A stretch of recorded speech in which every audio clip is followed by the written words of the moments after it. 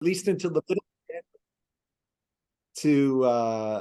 to be the president and CEO of the Ontario Chamber of Commerce. And we have a phenomenal webinar for you today. But first off, I know that you're joining in cyberspace. Myself, I'm here in the traditional territories of many First Nations, including the Mississaugas of the Credit, the Anishinaabe, the Haudenosaunee, the Chippewa and Wendat peoples. And of course, this part of Turtle Island has become home to many First Nations, Inuit, and Métis people. And of course, as you know, Toronto is covered by Treaty 13, signed with the Mississaugas of the Credit, and the Williams Treaties signed with multiple Mississaugas and Chippewa bands. And we do that acknowledgement not for performative reasons, but really foundational reasons, and really ever more important when you're talking about infrastructure, because quite frankly, when people talk about infrastructure, it's thought of as really, really boring stuff. It's kind of like talking about the foundation of a house. Everyone wants to talk about the great kitchen and the great bedroom and fun room. People don't tend to focus on the foundation, and yet without that, none of the rest is possible. So we're really thrilled to be diving deep today with an incredible expert in the field, because clearly the Canada Infrastructure Bank has been doing some fantastic things that the market on its own is unlikely to do, and yet without, we're not going to be able to fully achieve and fully leverage the potential of the Canadian economy. But I'm going to leave that to the speakers to dive into more. I want to acknowledge and thank our partners who helped to make this possible, Canada Infrastructure Bank, and our promotional partners at the Canadian Chamber of Commerce. Our principal speaker today is Ehren Cory, the CEO of the Canada Infrastructure Bank. And Ehren, despite his incredible youth, has filled a career of progressively senior positions, making a difference wherever he's been. And he continues to do work beyond his day job on the Sustainable Finance Institute at Queen's University, works on the Toronto Region Board of Trade Financial Innovation Committee, and on multiple boards, including the Canadian Council for Public-Private Partnership. He's going to kick us off for some comments, and then he's going to get grilled by one of Canada's premier business columnists, not just because he's an incredible journalist, but also because he's spent a significant amount of time actually in the private sector making things happen as the senior vice president of communications for Brookfield Asset Management from 2010 to 2016. That is no one other than Andrew Willis of the Globe and Mail today. But let's kick it off with some opening comments from Ehren. Over to you, sir. Thanks, Rocco, and it's a real pleasure to be here. I want to say thank you to you and to the Chamber for hosting us. The modern miracles of technology allow us to be together from across Ontario and across the country, so I really appreciate it. Your introductory comments really highlight why I don't get invited to more dinner parties, because I find infrastructure fascinating, and I think it's much more interesting. But I guess I'm also more interested in like the electrical wiring and the basements in the reno projects, perhaps. So that might be a me problem. I do want to talk about the CIB a little bit. I'm going to just give a quick update. This is our fall update based on the first half of our year. We have been trying every 6 months to come to the market in various formats, in person and virtually, to try and reach Canadians, and specifically the types of people we are partnering with across the country in the private and public sectors, to share some examples of our progress, communicate some of the directions we're headed, give a bit more insight into what the CIB is up to. We did that last spring, and we're here to do it again today. So I'm going to start with just some of the facts where we're at, and then, as Rocco said, Andrew and I will have a conversation about both where we've been, but also where we're going. So let me just start with the headline statistics, if I may. It's always a good place to start. We had some big milestones in the first half of this year. We crossed $10 billion of CIB money invested. We crossed 50 projects that money is invested in. And the total capital value of those projects is approaching $30 billion of total capital. Those are big numbers. Last year, we were the largest investor in infrastructure projects in Canada. This year, we probably will be again. What you see on the map, those red dots, they each represent real projects with real partners, with real progress happening. The call outs are for 4 of the projects that we reached commitment on in the first half of the year. Interestingly, Rocco, and as you said, I think so important not only to acknowledge the land we're on, but to really think about the infrastructure gap that we face in northern, remote, and Indigenous communities. 3 of the 4 projects on this chart are projects that we're doing in partnership with Indigenous communities. A road within an Indigenous community in northern Alberta that improves community safety, helps like economic development, and increases transit links and transportation links out of the community. At one end of the spectrum, and then 2 renewable energy projects that have Indigenous partners working on them. And so your comments were really timely and have very much been a part of the first half of our year, and will continue to be. And I'll talk a bit more about our work on Indigenous equity lending in a moment. But the first half of the year, we've done projects across the country. We have added to our portfolio and what's interesting about this chart, of course, is you see the diversity of what we're doing as well, from wind and solar power in the prairies, where, of course, moving to a cleaner electricity grid is clearly a high priority, and people are moving fast in that direction. All the way to electric buses on the road, and sorry if the slides are jumping around a bit, and new transit connections, as I say, in an Indigenous community. The last thing I'll say about this slide is, as I said, you can get lost in the numbers. $10 billion, a big number, 50 projects. And as I said, each of those dots are real. I'd just like to talk about that a bit more. So of the 51 commitments, 36 of those projects today are in construction, or buses are on the road or being ordered. They are in active development, let's say. The other 15 are in detailed design work. They're getting their final approvals. They're starting order of long lead items. Those are 51 real projects with real tangible progress. And not only that kind of progress, but actual outcomes. So a big moment for us, of course, was when the REM line opened in July, the first segment of the REM line. This is connecting the South Shore. I had the privilege at the end of July of getting to go be there to ride the train on the first day. Infrastructure, Rocco, you talked about it being kind of that foundational stuff that doesn't always get attention. The really interesting thing about infrastructure is people get excited when it gets announced, and then it goes into 4 or 5 years of less fun. You know, construction is messy, projects take time, and people don't see benefits. And then suddenly, on the moment that the infrastructure opens, there's a new transit line to ride. There's a new renewable power plant open and providing clean electrons to a grid. There's a new electric bus on the road. There's a new broadband service in my community.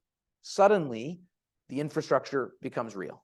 So there's that time lag. And we've started now, given our journey as the CIB and the pace of our investments having picked up in the last 3 years, starting to see the fruits of that. So there's a transit line in Montreal. There are homes in southern Manitoba connected to broadband. There are fields in Alberta that have irrigation solutions that they did not have. That is delivering the outcomes that the CIB is meant to deliver. If I go ahead, just a quick comment. So that was the first half of the year. It's worth noting that October and November have continued to be really busy. We've had a number of significant investments. Our second investment in electric vehicle charging infrastructure with Parkland, where we're building out across the country high-speed electric chargers. So we've done 2 of those investments now. We look to do more. We've done a new, very innovative and interesting energy retrofit project with Enbridge and Blackstone, who are partnering to deliver to university campuses, institutional buildings, deep energy retrofits. And this week, we announced our first investment in airport infrastructure in just, I think, a fantastic example of how infrastructure delivers multiple kinds of benefits. It delivers community connection. There's 65,000 Indigenous community members living in northern Manitoba, and Western Nunavut who benefit from, who make use of the airport. There's also commercial uses and community uses in Thompson. So this is the kind of project we love. We announced our investment alongside others in the revitalization of the Thompson Airport. And if you page ahead, you'll see a little bit more about that project. What I love about this project also is it's a classic example of the kind of partnership that the CIB searches for. And I know that some of our partners are on this call today. I know that Curtis, I think the CEO of the airport, is here along with his chair. I believe we have another Chamber of Commerce member. I think Tom O'Brien, who's from the Thompson Chamber of Commerce, might be on today as well. This partnership between the airport, between the community, working with Indigenous partners, working with the community itself, that's how great infrastructure gets built. So each of those red dots looks a lot like this. It's an investment from us, a loan to deliver critical infrastructure that delivers tangible benefits, and it's done in partnership with people across both the public and private sector. We're really proud of that one. Okay, looking ahead, I just want to tee this up, and Andrew, we might talk more about this, but over the last few months, there are, as always, the CIB has continued to evolve or refocus our mandate in new ways. So one, people I think would know about is looking at what is the enabling infrastructure that's going to be required to open up our critical mineral sector. You know, when you look at where Canada's trying to compete and be successful, the critical minerals value chain is one of the key areas where we are focused as a country. We look at that and say, oh, okay, well, what's the infrastructure?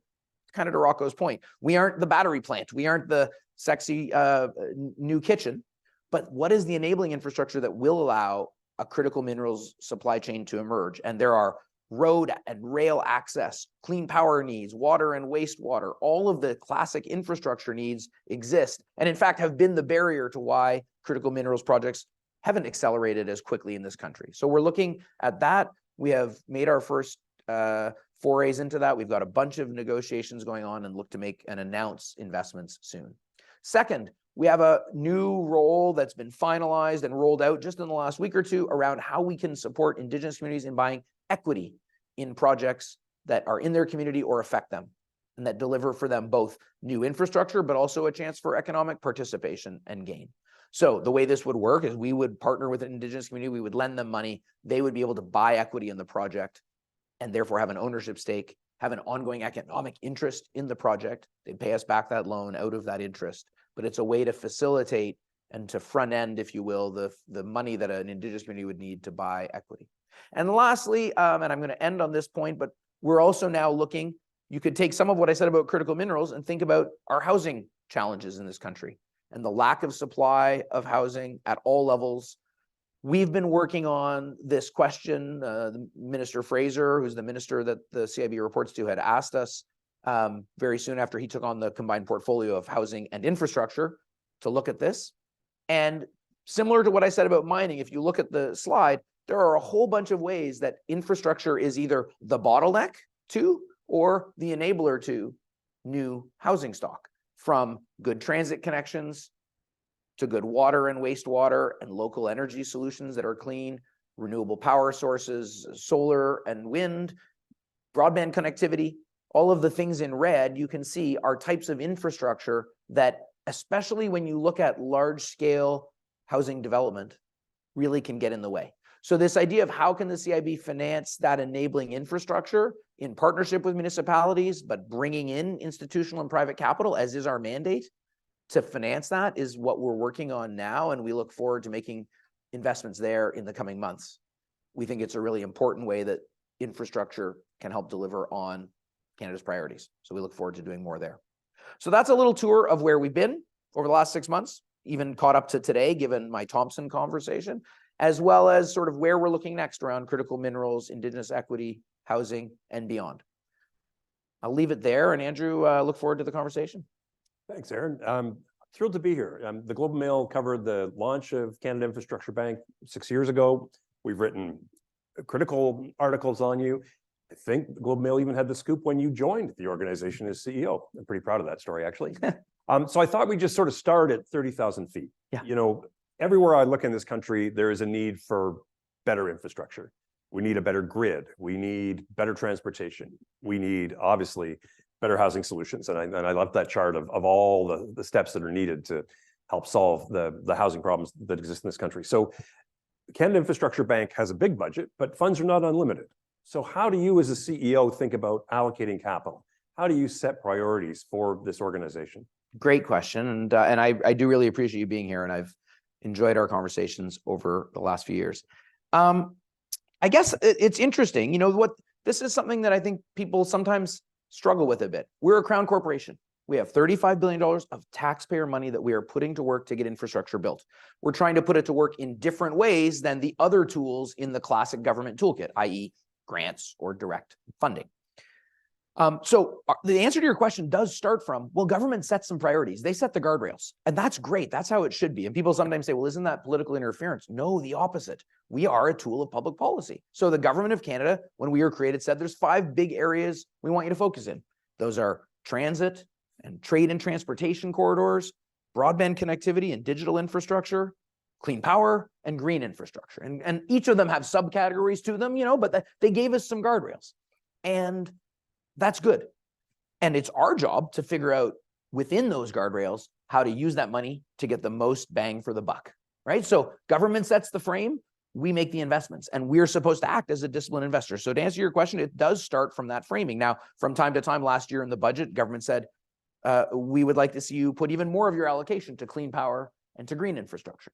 And then the minister sent us a letter last summer that said, we'd like you to look at how you can use those same pots of money, because all of the infrastructure on my pretty picture, they're the same, they're those same categories. They're just applied to a new problem, if you will, which is unlocking housing. So the time to time, the government says, have you thought about critical minerals? Have you thought about housing? How do you apply your tool? But that's their job to set that frame. But it's our job to figure out how to use the money well. So to answer your question from there, what we do is we try to act just like an investor. And in particular, we think about return on investment. And I often say to my friends who I'm trying to explain what I do, it's like, just picture the financial institution or the bank or the private equity firm you might have heard of, and we do the exact same thing. Our meetings look the same, except there's just this one weird moment where when we talk about ROI, we mean number of new homes connected to broadband divided by financing. We mean acres of land, farmland irrigated divided by money. Number of new housing starts that our infrastructure creates. We try to be a disciplined investor. So if, Andy, you came to me and said, I've got this great idea, we'd like to borrow $1 billion from the bank, it'll enable 5 beautiful new houses, I would say that ain't good ROI, and we wouldn't make that investment. And we would try and size our investment to the outcome. That's what's different about the CIB. So that's how we really think about allocation. It's about outcomes and about having a disciplined investor lens to returns. That's really where the value add that we're bringing when we try and bring that private sector approach to public outcomes. And let's just catch up on how you've done to date. So you put the slide up there, $10 billion deployed, which has created $29 billion worth of projects. You know, how's your score? How's your performance been so far? I think that's what a lot of your critics, a lot of people the market who measures CIB, they would want to know, how are you doing? Right. So we measure our outcomes in, I think, 3 distinct ways. And it's important to talk about each. So one is the deployment of capital. We have an infrastructure gap in this country. You talked about that.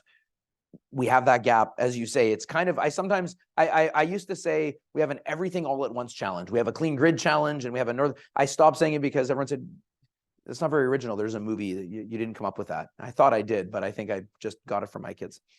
But the reality is we face massive infrastructure deficits, and that gets multiplied by a transition that our economies need to make that is unprecedented since the Industrial Revolution over the next couple of decades. So because of that urgency of the problem, one way to measure our progress is on the deployment of capital. And we are now deploying, we set targets for ourselves every year that start from what is the full market of infrastructure in the country. And we think every year, if we're deploying $3 to $5 billion of our capital, and we're, as you say, that's getting multiplied by other capital, both private capital, other levels of government, et cetera, that's in the last few years, $30 billion of projects that are launched. And so every year we expect to deploy $3 to $5 billion, and we expect that to be essentially tripled in its total project value. That's step one. Yep. Step two, We do measure it in outcomes. And if you were to look in our corporate plan or in our annual report, you would see our report on our outcomes where my colleagues at a pension fund would talk about their benchmark rate of return. We would talk about millions of tons of GHG reduced per dollar, or number of new homes connected to broadband, number of new transit riders using new transit options, et cetera. So second way to measure it is outcomes. And we've invested in projects that deliver over 5 million tons of GHG reduction. That's a meaningful number towards Canada's goals.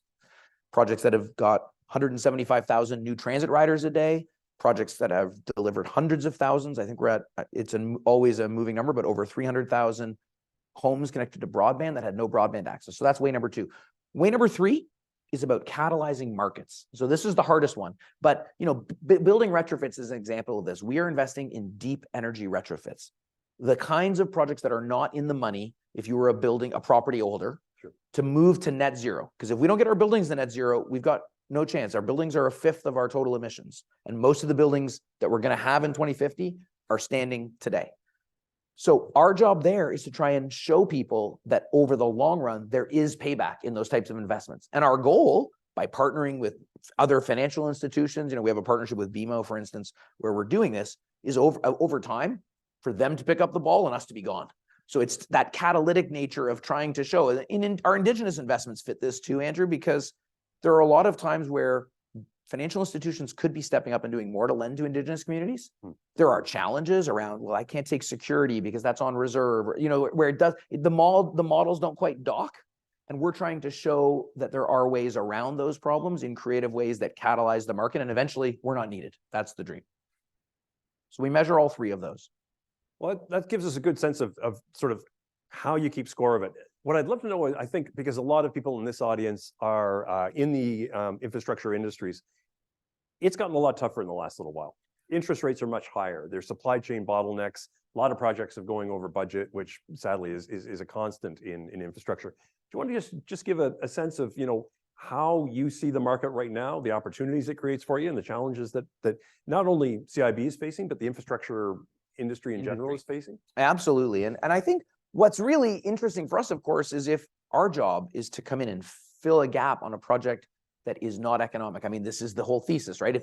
If the project met a hurdle rate of return, it doesn't need us. So when we're a gap filler, in some ways, we get busier when those things happen, right? Because the gap only grows. And so the demand for us, so sometimes people say to me, what's happening to your pipeline given cost escalation? I say, well, our pipeline's growing because there are examples of projects that at some point in their life made sense commercially, and now something's happened in the market and they say, oh gosh, this project is now canceled unless we find a solution. And that's the bridge we can be. I think though, so in some ways, those circumstances drive our activity. But the second part of your question is a really important one. It's what's happening to the whole infrastructure industry. And I think what we're seeing there, look, project development, and many, as you say, this is a sophisticated audience. People know this, but like project development is like trying to land an aircraft carrier on the head of a pin. You're trying to get regulatory approval and you've ordered parts from all over the world. You've got thousands of employees. You've got a complex partnership. You got lenders and equity, and it's all trying to come together to a magical moment. And as soon as one thing gets thrown off, oh shoot, we thought we had that price locked down. It just went up by 10%. I got to go back and do the whole tour again. I got to go back to my equity, back to my lenders, and redo it all. It's like recircling the aircraft carrier to land back. So that creates real time challenges. And we're seeing this in projects. We're seeing projects that as you try and do that dance, then they finally get their environmental approval lined up and they finally get their regulatory approval. And then they say, oh gosh, cost just went up by 25%. And that's not a cost overrun, just to be clear. The project hasn't even started yet. That is a cost escalation, not to be picky, but there's a difference between escalation and overruns. Overruns are you're into construction and now the cost spikes on you in ways that are perhaps foreseeable, perhaps not. Cost escalation is the market has moved before you even got a chance to land the darn aircraft carrier or land the plane. So that I think is leading to a lot of delays. And the other thing that's I think leading to delay is uncertainty. And you and I have talked about this a bit before, but I think the interesting thing of infrastructure is not cyclical. It doesn't go up and down. In fact, governments often invest more in infrastructure in times of economic downturn. The time when infrastructure struggles the most is in times of uncertainty. and periods of economic uncertainty where people are like, well, why don't I just wait and see? Because infrastructure assets last 50, 75 years. It's like, maybe I should just wait a few extra years. And so that, I think, is the big challenge that the industry is facing. It's those two. It's escalation leading to delays, number one, and number two, uncertainty leading to shelter in place kind of behavior. Can I stay with uncertainty for a minute, but drill down on one specific area? Sure. You said the energy transition is a priority for CIB. Absolutely. Everybody knows we need it. But there's also uncertainty around legislation, around carbon pricing, basically what I'd call political uncertainty. It's in the headlines every day. So how do you think about investing in the energy transition with a lot of unknowns and a lot of potential for political change? This is obviously a really important question for the whole industry, not just for the CIB. And as I said, I do think that uncertainty creates delay. I also think, though, that that's the kind of gap the CIB is uniquely positioned to fill. The kind of loans that the CIB can offer, why we exist, why we're different than other financial institutions, is because we can be long-term, patient, risk-sharing capital. We can provide a loan to someone today that says, the ITC rules, the tax credit rules for your project aren't fully fleshed out. They're coming, but they're not quite ready. You have to get started on the project now. I'll make you a bridge loan, assuming that the ITC is going to come in a certain way, shape, or form. And when it does, you'll pay me back. And if the rules come in slightly different, maybe your payback will take longer. We'll defer some payment. Or maybe our interest rate will go down a little bit. Okay, like we have the ultimate in patient and flexible capital.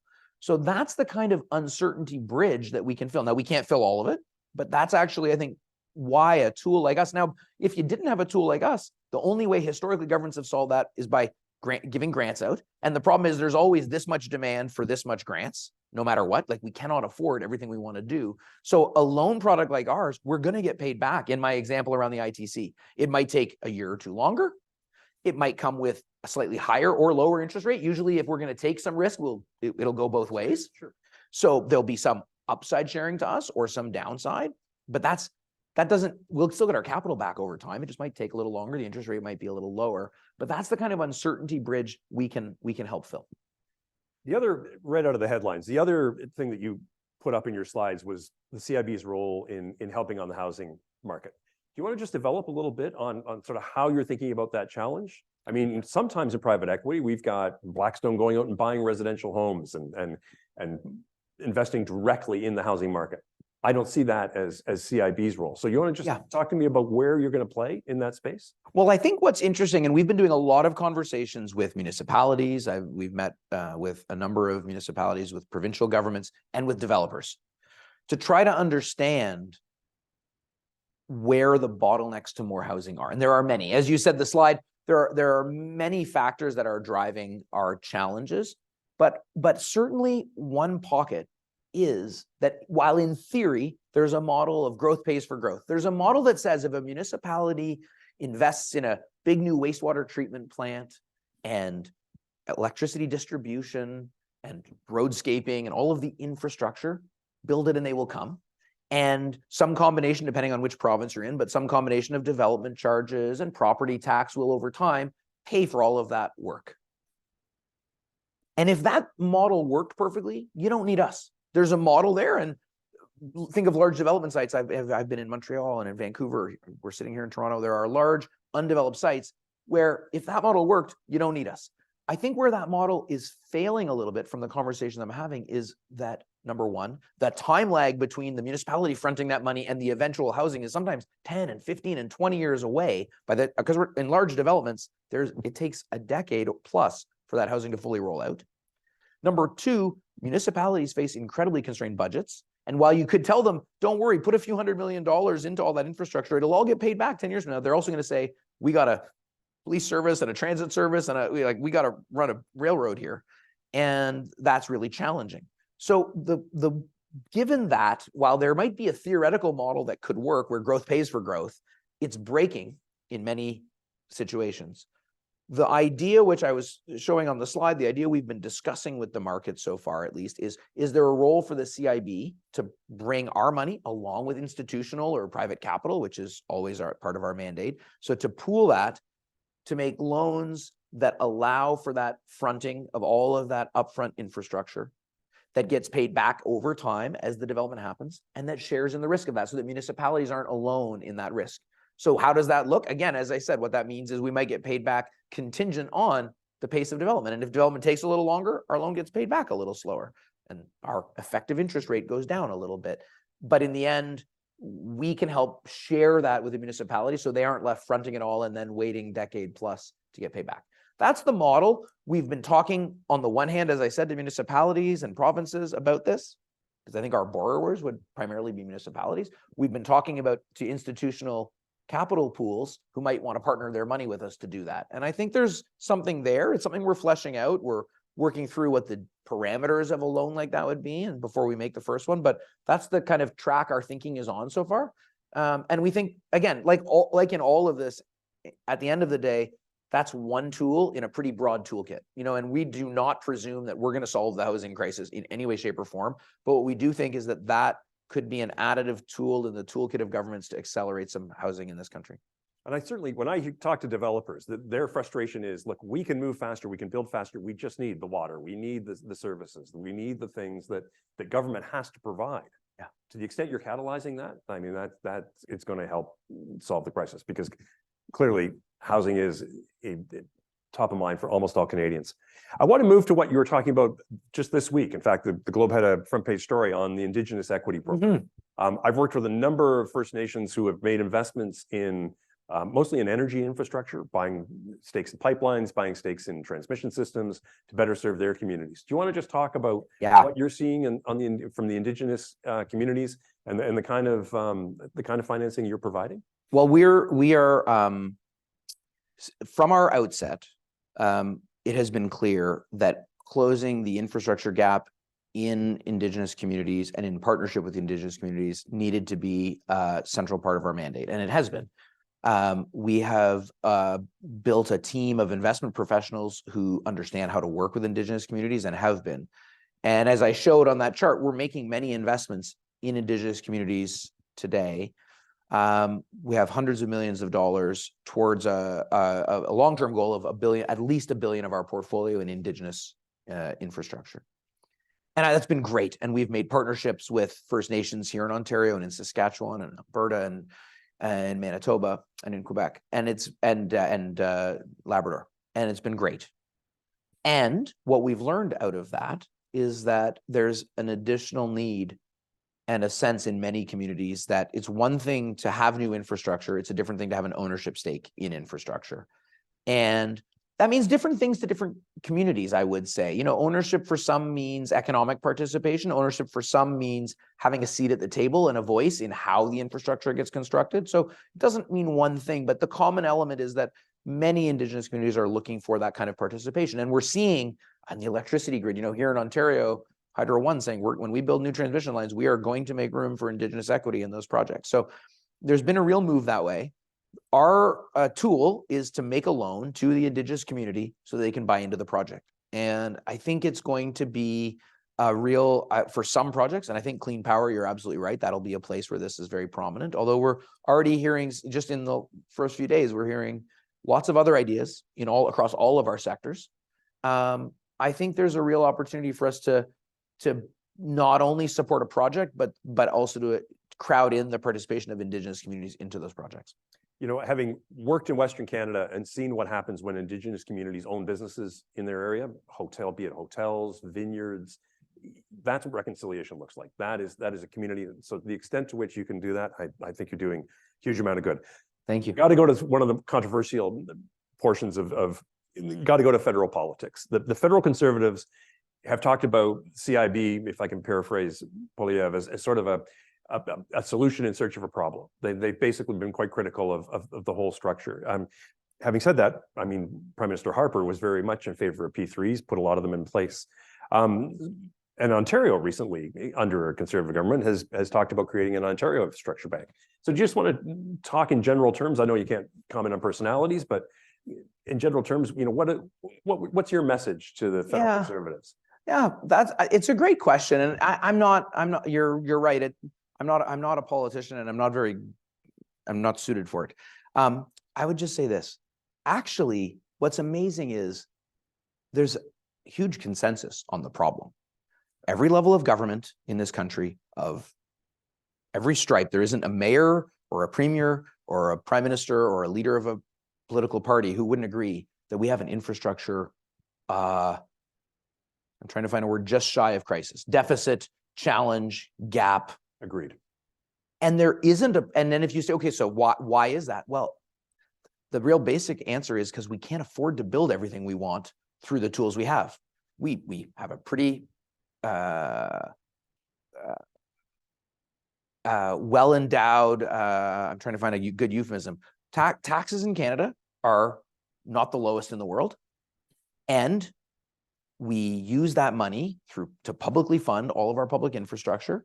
And it isn't enough, clearly, because if it was, we'd be building a lot more. So actually, the problem to me is not the issue. The issue is something like the CIB a good tool to help address that problem? And clearly, we think it is. We think that by taking public money and instead of giving it as a grant, making a loan, we get paid back. I know this is very bad. People on this call will understand this, but I often have to explain, like, the difference is we are a loan. We are receiving right now millions of dollars. It's not a big number of millions, but millions of dollars of interest payments from actual loans that are paying us back. This is how, and then we can put that money into the next generation. It's a very different way to use tax dollars. And we do that bringing into every project private capital, both upfront. So when I make a loan to someone, there's also private capital coming in.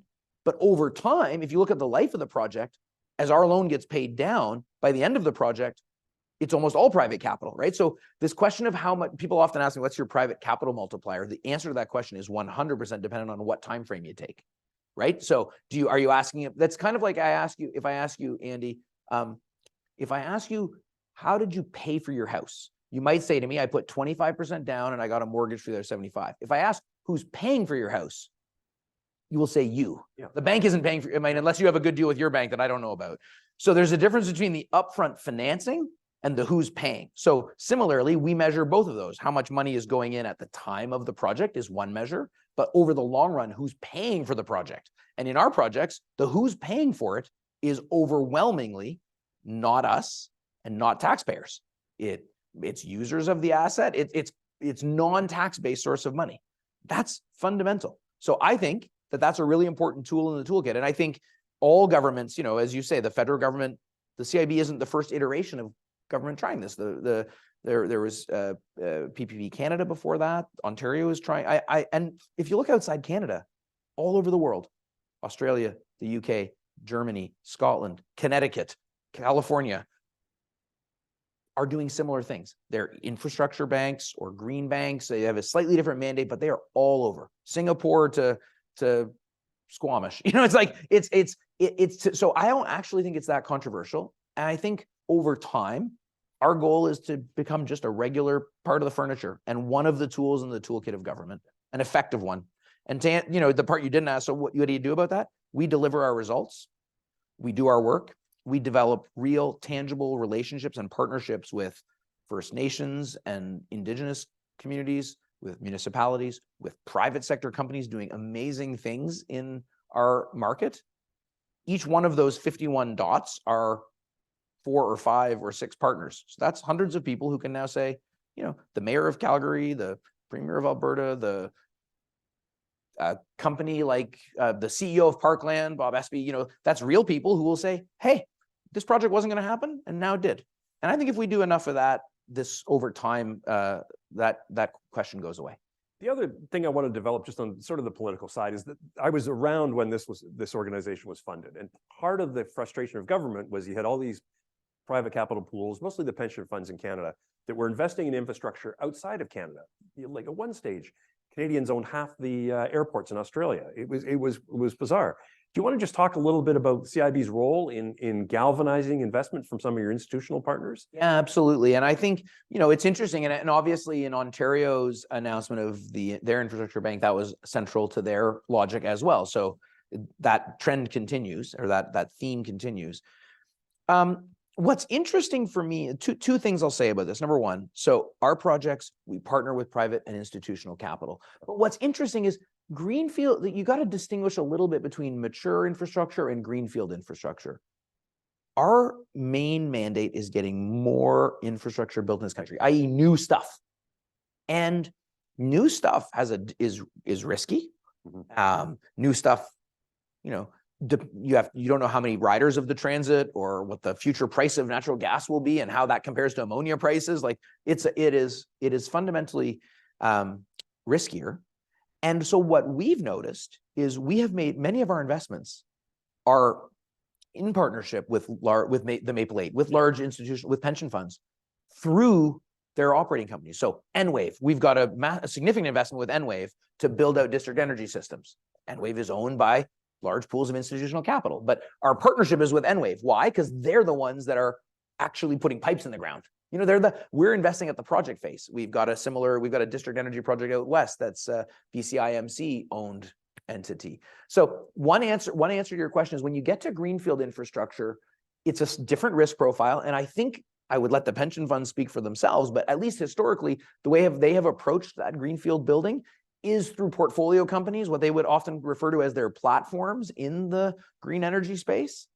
They're not actually going out and building a new renewable energy project themselves. They're investing in platforms. Second thing I'll say is what's been interesting to me is we've really found a bunch of mid-market, if I could say it that way, or not the Maple 8, private pools of capital. Intergreen, that's a renewable developer that's on Beckevar, which was one of the circles on my chart project we closed this year. It's a wind project in Saskatchewan.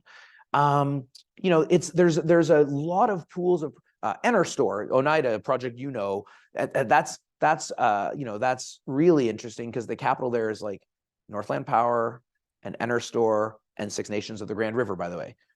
No one has on their bingo card those three. You know, when people make those announcements, they think, okay, we've got CPP and teachers and we need all of that, which is true. And by the way, and we have really good dialogue with all of the large pension funds about the kinds of projects, how we can leverage their platforms, my Enwave example. So those are great, but there are also really interesting, more focused pools of capital who are more greenfield project focused at the scale that Canada needs, you know, like a Northland or an Intergreen or let's talk about another project because I find it fascinating to see that Ontario is embracing nuclear again.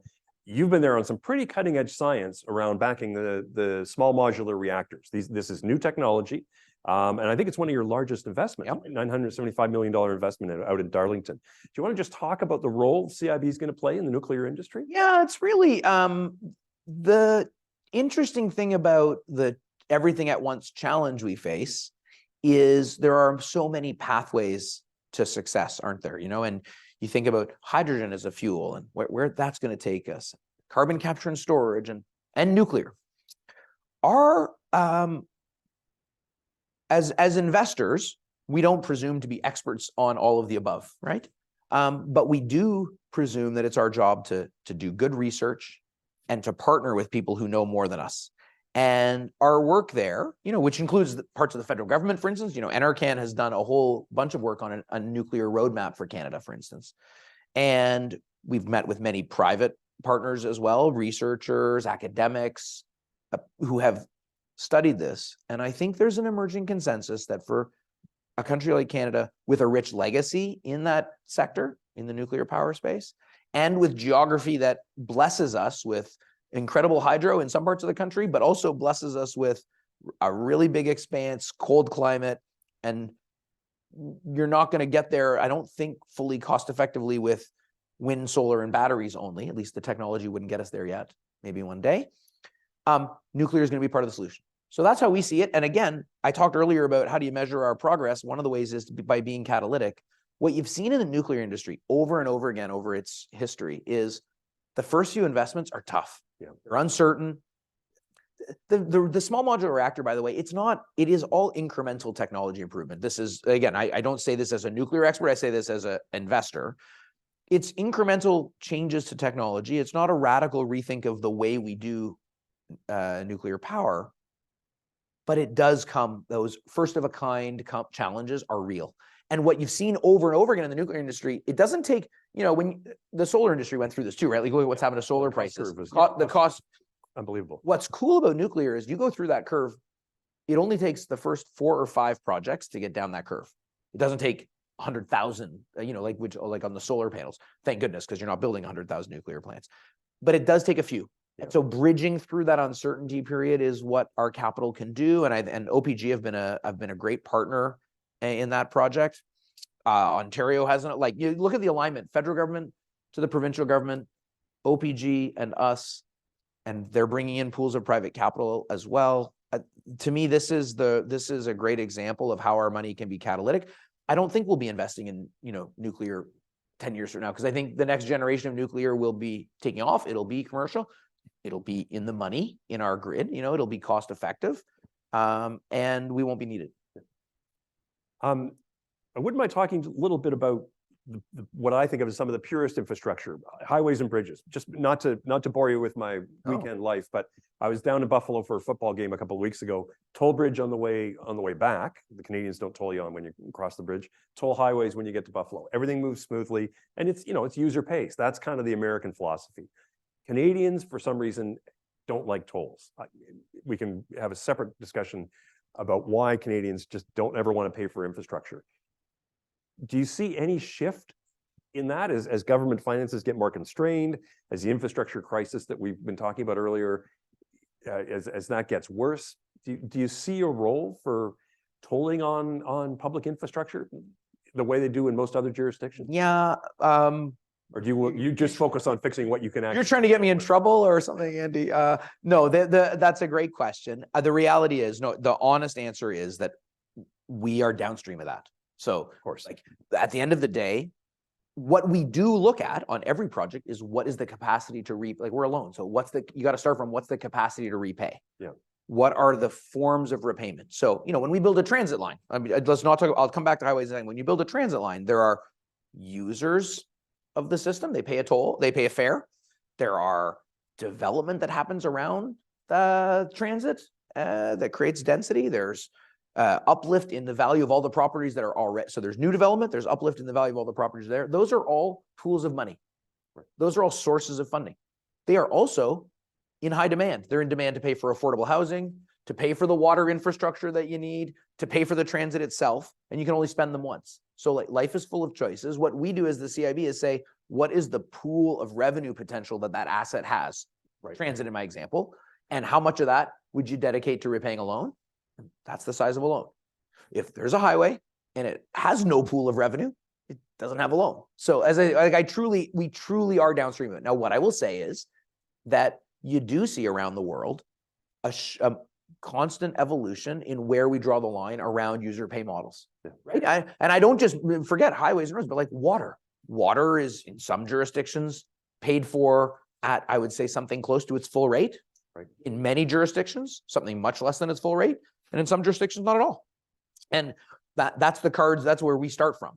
I think over time, there's a movement to recognize that finding ways to pay for the stuff we need is going to take innovation, because the only other way to pay for it all is to just increase general tax rate, general obligation. Yeah. So I don't have a view about roads whatsoever. I was in the States on the weekend too, and paid a $3.50 toll.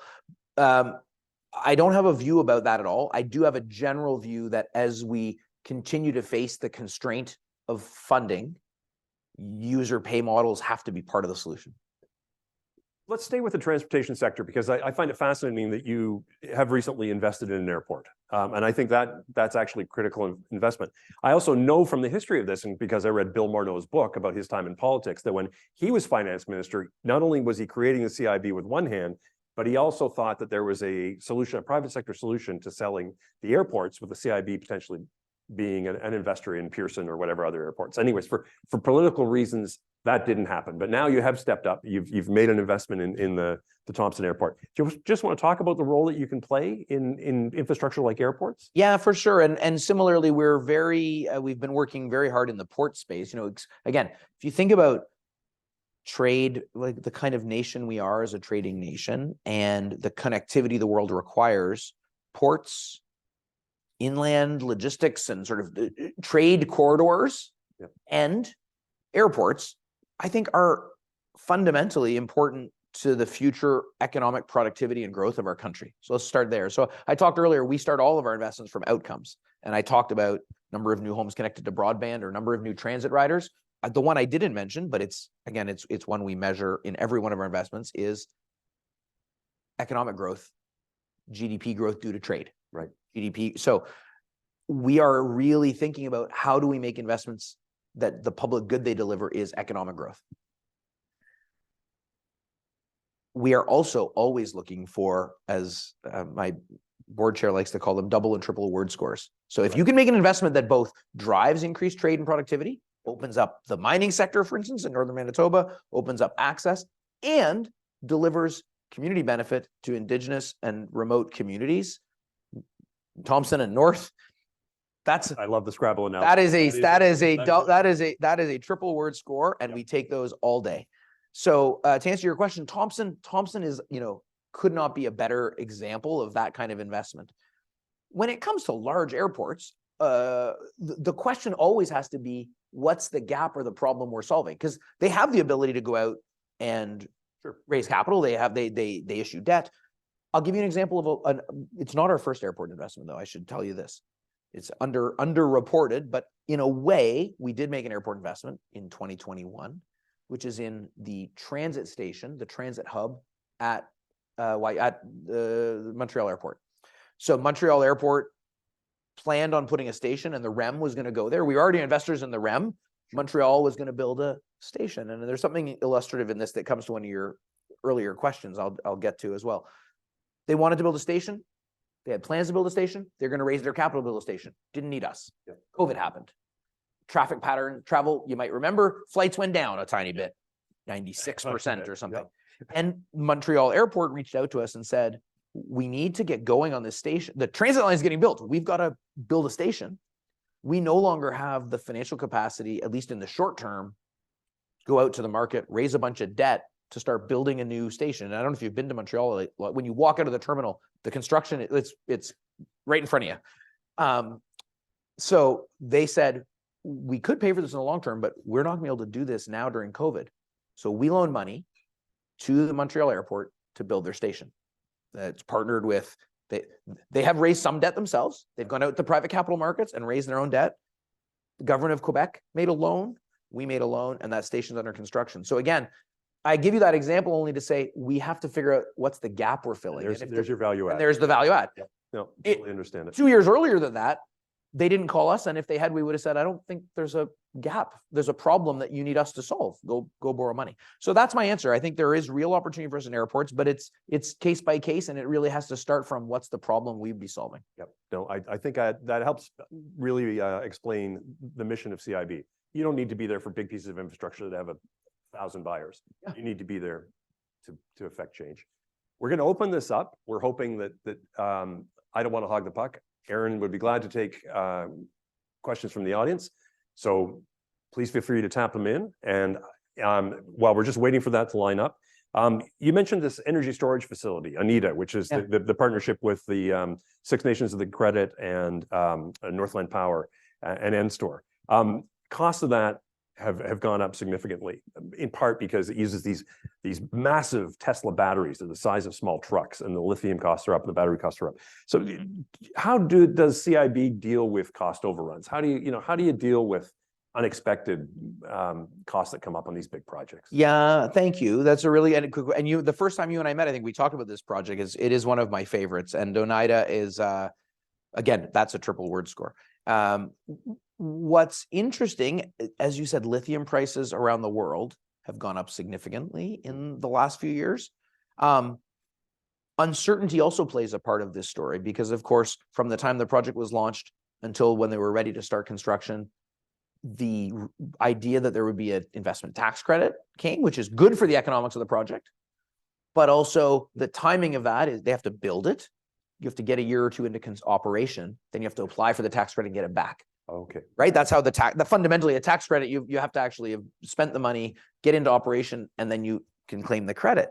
So that can be on an infrastructure project 4 or 5 or 6 years away. So what we did on that project is we did 2 innovative things to handle the challenges they face. Number one, we provided a loan in 2 tranches. One tranche is a bridge loan just until they get the ITC proceeds back. Right. Then they pay us, then that chunk goes down. That's really bridge financing till classic bridge financing. Classic bridge financing. And by the way, we're bridging them to them receiving back a tax credit from my shareholder, the federal government. So we're gone. Second, we provided a loan facility, the longer term facility, and we actually created it to share in lithium price fluctuations until the time of order. So the size of our loan, they're still going to pay us back, but the size of our loan varies based on lithium prices. And so lithium prices a year ago when they were ordering were at all-time highs. Yeah. They've actually come off quite a bit since then.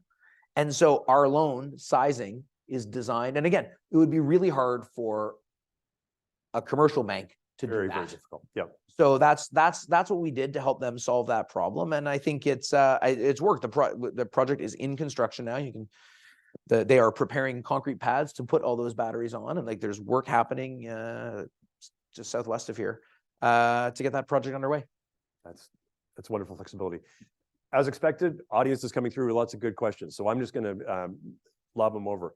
Can CIB support First Nations equity investments in projects that are already in construction or at delivery? Oh, great question. So our mandate is around getting new infrastructure built in this country. So we don't finance buyout of existing infrastructure. As I said, that's where us and the Canadian pension funds sometimes have a different view because they're going and buying mature assets. Our job is to get new stuff built. So we don't finance purchase of existing assets. Things that are under construction, well, that's a tricky one. I wouldn't have a blanket answer to that. There'd have to be a gap or a barrier or a roadblock the project had hit. Yeah. But so probably not, like our measure is outcome. So what we say is, what are the new transit riders or the new homes connected to broadband or the new GHG reductions from this? And if the project's already half built, I don't know if we can claim credit for that or not. So that would be a tricky one, but that's not a no. I'd have to figure that one out. But on existing mature infrastructure, no, we're not providing a lending product that allows them to buy out existing stuff. That's not the gap we're filling. And I should mention, as people will know, but the federal government also announced in the budget plans towards a loan guarantee program that I think will also fill some of the gaps that we don't. Like a question you didn't ask me, but would I lend money to Indigenous community to buy a pipeline? Yes. Answer is no, because pipelines aren't infrastructure that we're building. Right.